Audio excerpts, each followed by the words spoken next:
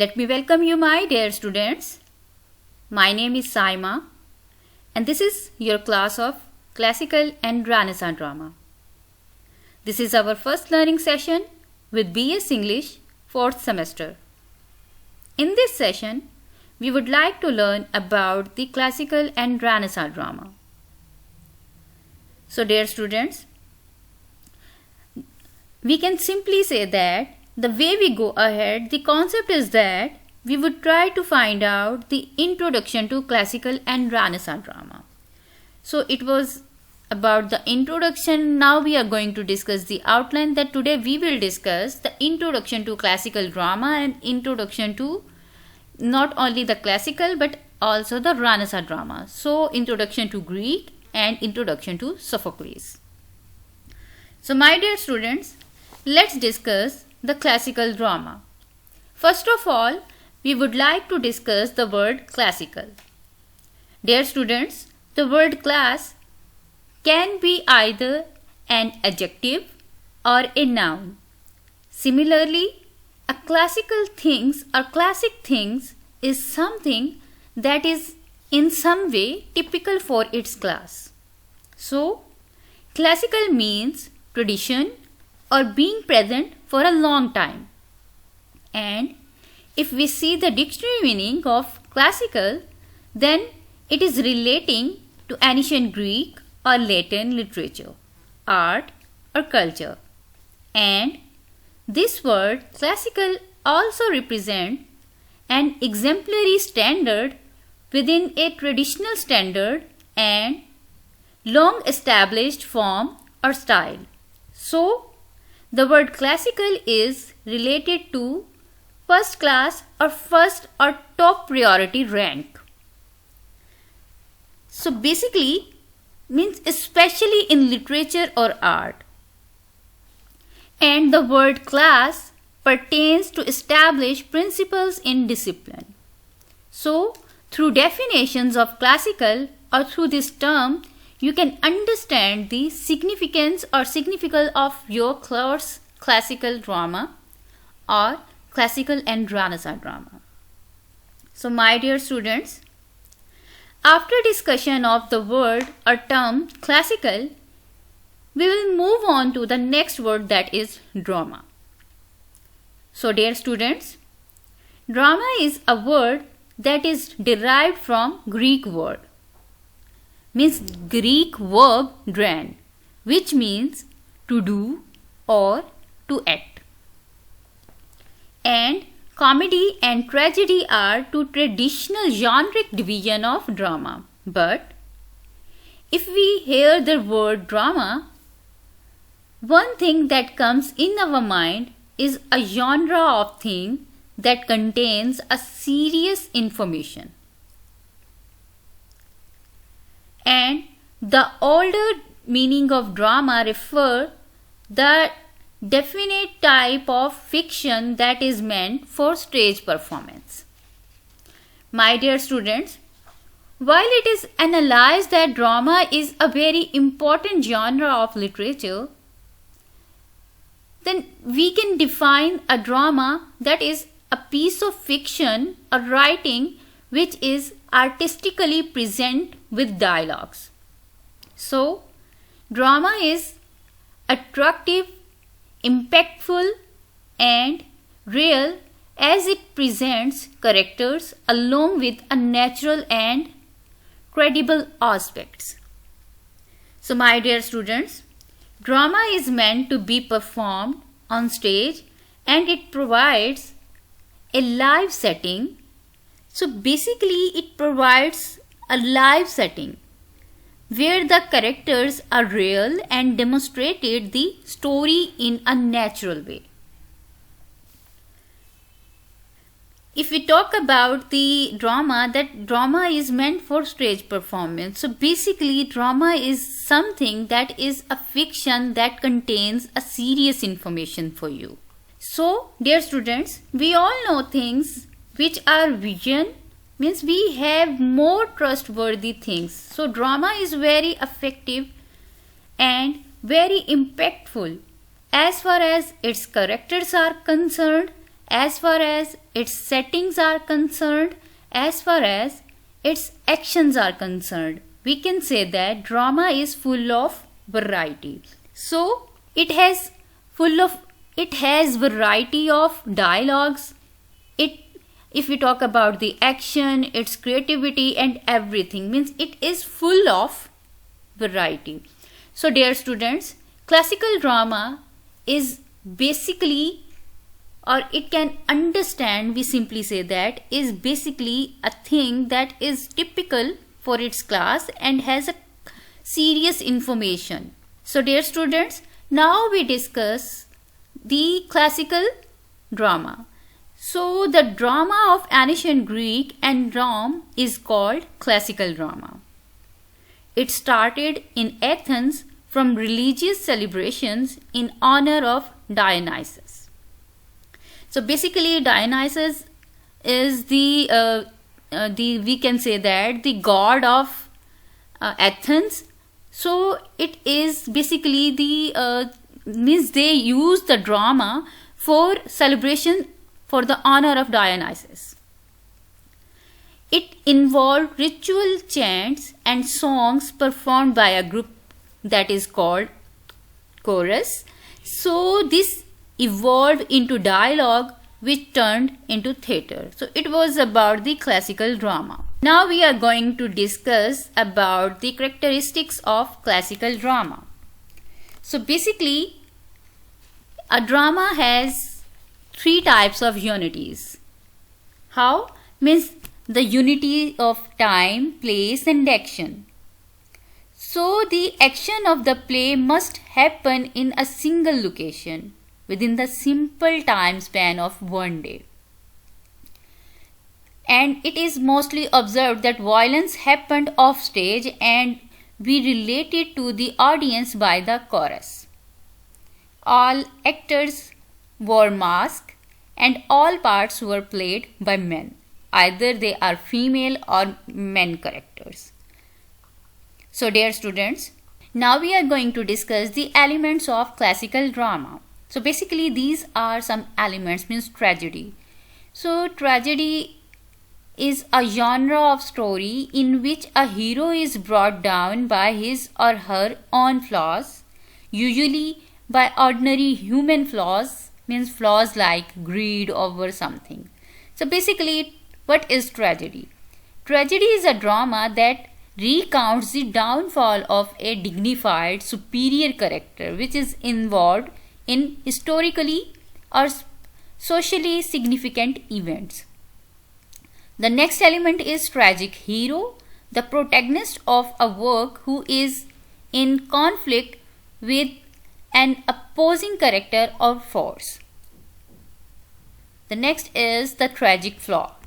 Means what is tragic flaw? A defect possessed by a tragic hero that brings about or contributes to his or her downfall. Chorus is another element of classical drama. Means what is chorus? Chorus is a group of 15 people who comments on the action of the play.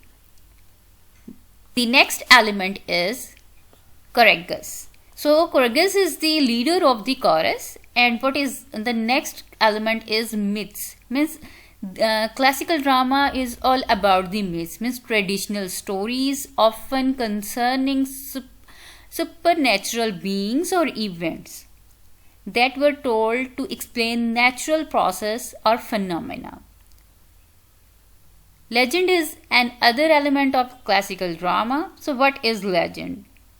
Legend are stories handed down from the past that are often believed to be based on actual historical events.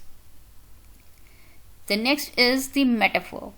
What is metaphor? Metaphor is a comparison between two things that have something in common without using like or as.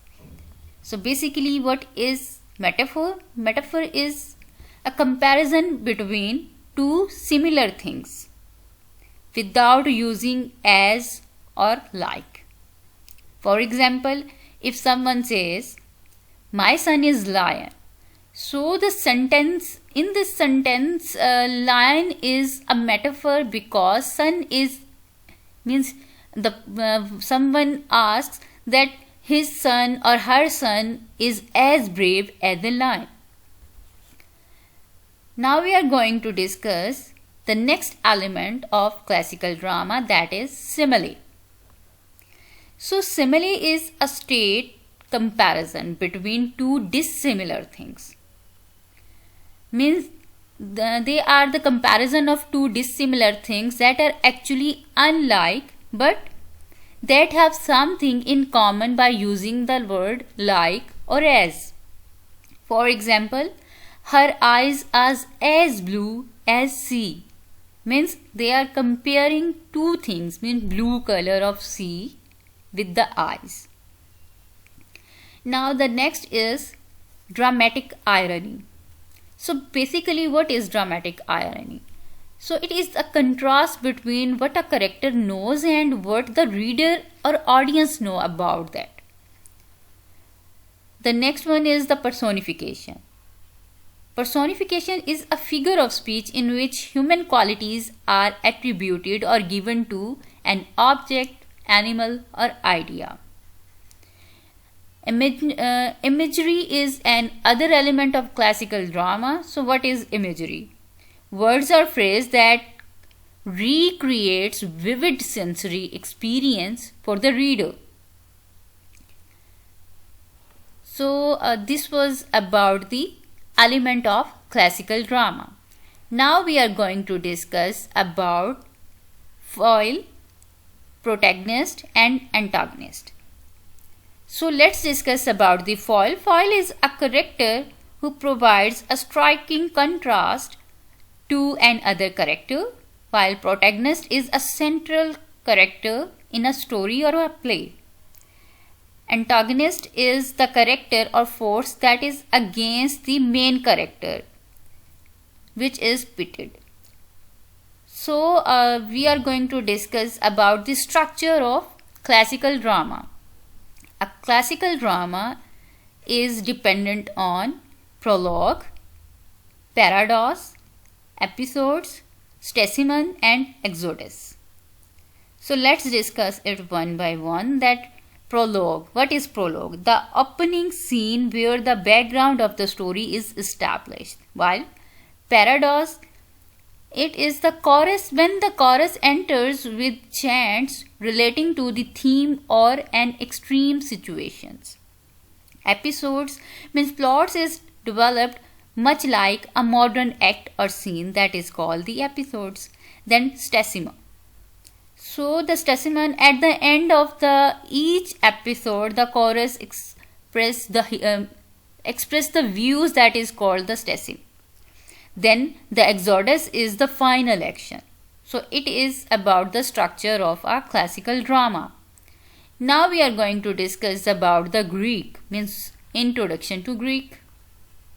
So dear students, Greek is a small country in the southeast of Europe, which is near to the Mediterranean Sea. The main part of Greek is on a peninsula. So what is peninsula? Basically the peninsula is, we simply say that peninsula is a piece of land almost surrounded by water or projected out into a body of water. So the next is the rest of the Greek is made up of islands, and that is cut off by the mountains and the sea as isolated. So led to the formation of city-state, means it is leading to the formation of the states, means that is limited to interaction and unity of ancient Greek. So it was about the Greek. Now we are going to discuss about the god and goddesses of Greeks. Greeks worships many gods, means Zeus, Hera, Athena, Apollo, etc. The next is the daily life. Now we are going to discuss about the daily life of the Greek. Greek life was different for men and women. The wives' work was centered at home. They are totally centered to the home, that they are not allowed to go outside, and men almost always worked in the fields. The next is the theatre of Greek. Now we are going to discuss about the Greek theatres. Means Greek theatres were held outdoors. How? Means theatre was born in Athens, means Greeks between 600 and 200 BC, means before Christ. The origin of ancient Greek drama, means theatre, began with dances and songs. If we talk about the ancient Athens, means they created a theatre culture. Means theatre was used to honor gods. The theatre of ancient Greek evolved from religious rites which dated back to at least 1200 before Christ. So it was about the Greek theatre. Now we are going to discuss the festivals. Means if we talk about the Dionysus, means he was the god of wine, agriculture and theatre. During this religious festival, there was a theatre competition. Each competing playwright submit at least 3 tragedies and 1 comedy. And the one who was the winner won a god. The most successful and recognized playwright was the Sophocles. The next one is the famous playwrights. Now we are going to discuss about the famous playwrights, that are the Athens, Sophocles and Euripides. So if we talk about the Athens, means he wrote around 70 to 90 plays, though only 7 survived. If we talk about the Sophocles, means he wrote around 120 plays, though only 7 survived. And if we talk about the Euripides, so he wrote 92 plays, but only 19 survived. So it was about the famous playwright. Now we are going to discuss about the Sophocles. Means Sophocles was born in 495 before Christ, about a mile northwest of Athens. Sophocles was to become one of the great playwrights of the Golden Age. He was a wrestler, musician and general, and he was a politician too. He was very handsome and successful person. In his first competition, Sophocles took first prize. An accomplished actor, means we simply say that he is an accomplished actor, and Sophocles performed in many of his own plays. However, his voice was comparatively weak, and eventually he would give up his acting career to pursue other ventures. So dear students, let's discuss about his family. Means Sophocles had 2 sons. Iphon by his first wife Nicostrata, and the Ariston, who means Ariston was by his second wife, that is the Theresis.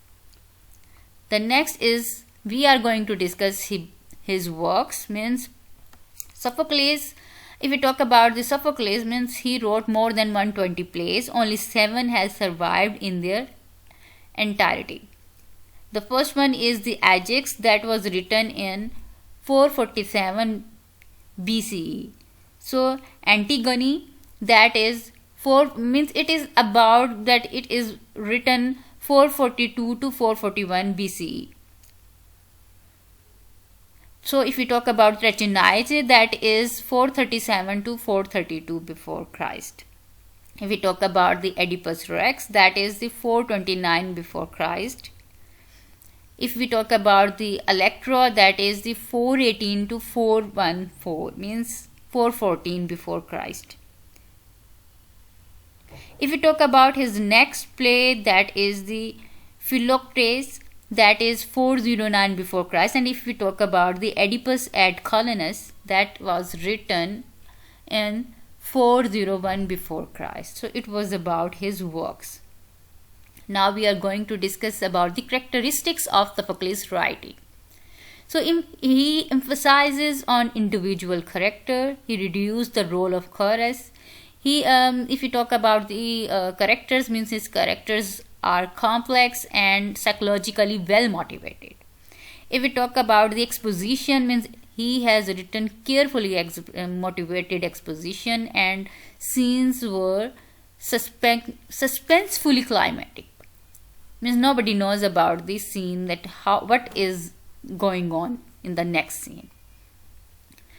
If we talk about the next characteristics of his writing, that is the action. His actions are clear and logical, while poetry is all, means if we read the text of the Sophocles, we find out that its poetry, means his poetry is very clear and beautiful, and very few abbreviate visual effects we find in it. And if we talk about the themes, and its themes emphasize the choices of people, means he just realized what the people want and then wrote about it. So my dear students, it was about our lecture. Means now we are going to discuss the quick review, that is the introduction to classical drama, then the introduction to Greek, and the next is the introduction to Sophocles. So it was about our lecture. Thank you so much. Allah Hafiz.